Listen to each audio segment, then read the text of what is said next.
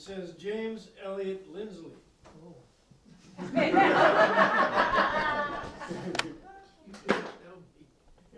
No, I didn't tell you. The Reverend Canon James Elliot Lindsley was born in 1930 at Morristown, New Jersey. He was a 1952 graduate of Bard College in Dutchess County, New York, and a 1955 graduate of General Theological Seminary.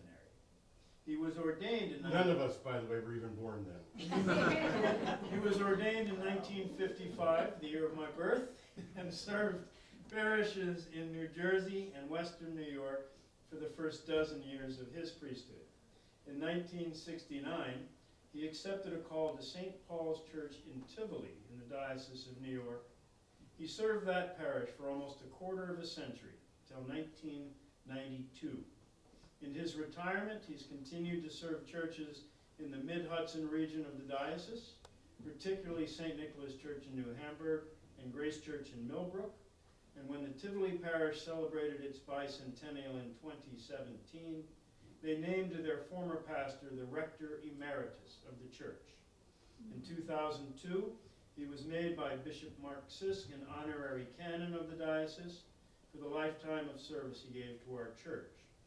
As a parish priest, as the editor of the Episcopal New Yorker, as the author of the seminal history of this diocese, This Planted Vine, and as the historiographer of the Diocese of New York.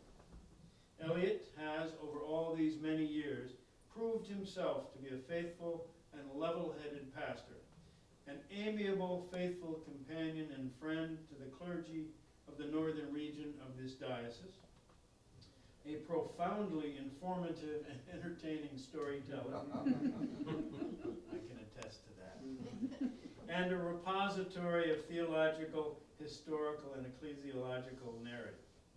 But 40 years ago, Bishop Paul Moore asked Elliot to take on the task of researching and writing a history of the Diocese of New York. And the fruit of that endeavor is This Planted Vine. This remarkable volume will always be recognized as a jewel in the legacy of his life in the service of God and his church. In his preface to the book, Elliot laments that the task of recording the history of this diocese is so monumental that the stories, the anecdotes, and remembrances available to the writer far exceed the natural boundaries of manageable volume. He laments the facets of diocesan life untouched here, worthy names neglected, parishes whose rich history must go unnoticed, organizations inadequately mentioned.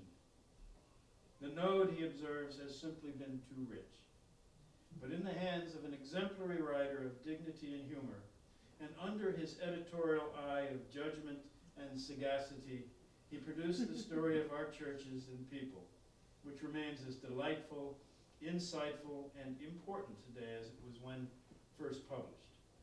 Therefore, in recognition and gratitude for his infectious love of the Episcopal Church in the Diocese of New York, and the sparkling gift by which he tells our story, and all offered to the glory of God, we on this 9th day of January 2023, in the 11th year of our consecration, do award him the Bishop's Cross, signed the Right Reverend Andrew M. Aldici, 16th Bishop of New York.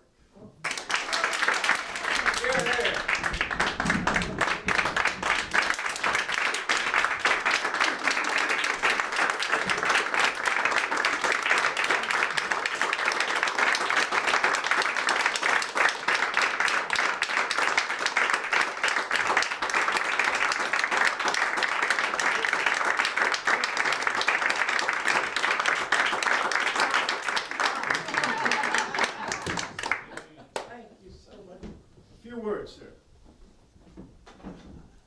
What would I say? Words.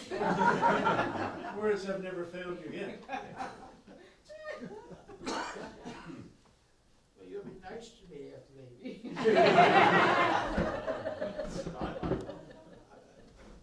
It's been such a pleasure, and I mean this, to be in this diocese.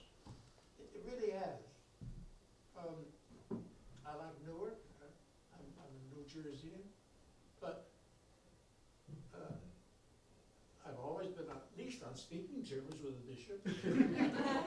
Until now. That's rapidly changed. I'm just really overwhelmed that when I came here this morning, I didn't know anything like this was going to happen. And I am overwhelmed. I'm very grateful. I have many happy memories, and I hope I'm going to have some more. And you'll help me with those. Yes. Thank you very much for all your friendship and your comradeship. Much appreciated.